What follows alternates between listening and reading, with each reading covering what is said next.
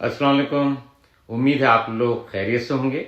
میں ڈاکٹر سید اقبال ابراہیم آج جوڑوں کی درد کی ایک بیماری آسٹیو آرتھرائٹس کے متعلق بات کروں گا. اس ویڈیو میں ہم بات کریں گے اس کی علامات کے متعلق اور پھر یہ دیکھیں گے کہ اس کا بہترین علاج کیسے ممکن ہے. آئیے شروع کرتے ہیں.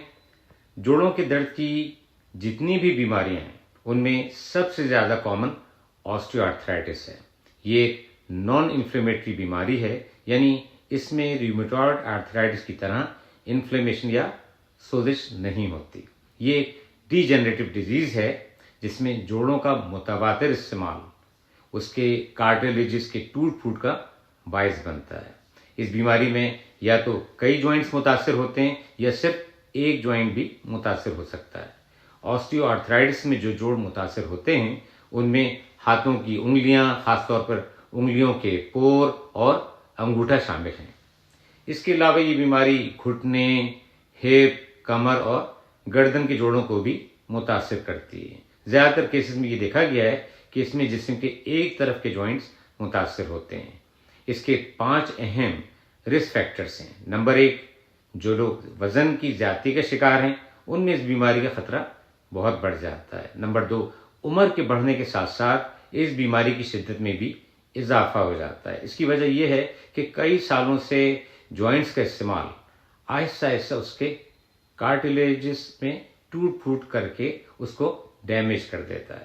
نمبر 3، اگر آپ کی ملازمت کی نوعیت ایسی ہے جس میں جوائنٹ کا استعمال بہت زیادہ رہتا ہے تو یہ بھی ایک رسک فیکٹر ہے.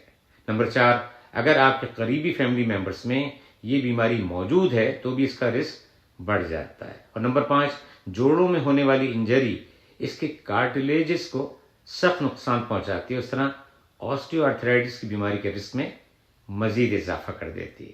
اب دیکھتے ہیں اس کی علامات کیا ہیں اور یہ بیماری ان مریضوں کو کس طرح متاثر کرتی ہے.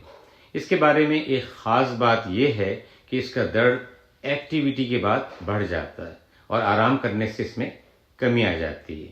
صبح کے وقت جوڑوں میں اسٹفنس یا اکڑاہٹ ہوتی ہے جو کہ تقریباً آدھا گھنٹے میں ختم ہو جاتی ہے. رات کے وقت درد میں کمی رہتی ہے.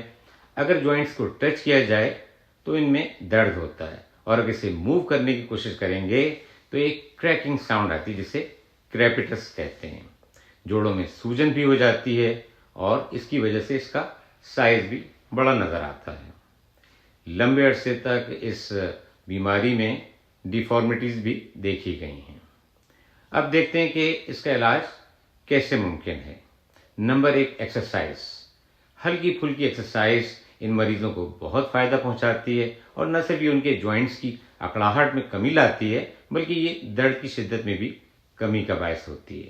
نمبر 2، وزن میں کمی ایک بہت اہم طریقہ علاج ہے اور یہ ان لوگوں میں درد کی شدت میں کمی کا باعث ہوتا ہے. Number 3، physical therapy. یہ نہ صرف درد میں کمی کرتی ہے بلکہ مسلز کو ریلیکس کر کے رینج آف موشن میں بھی اضافہ کرتی ہے. نمبر 4، کچھ ایسی ڈیوائسز ہیں جن کے استعمال سے درد میں کمی اور روزمرہ کے معمولات میں بھی بہتری آ سکتی ہے. ان میں کین اور واکر کا استعمال قابل ذکر ہے. نمبر 5، اینالجیسکس یا درد میں کمی لانے والی دوائیں. ان میں کھانے والی دوائیں یا اورل میڈیسن اور جوڑوں میں لگانے والے انجیکشن شامل ہیں. یاد رکھیں آپ کے ڈاکٹر ہی آپ کی جوڑوں کا معائنہ کر کے اور آپ کی صحت کو مد نظر رکھ کر آپ کو دوائیں تجویز کر سکتے ہیں.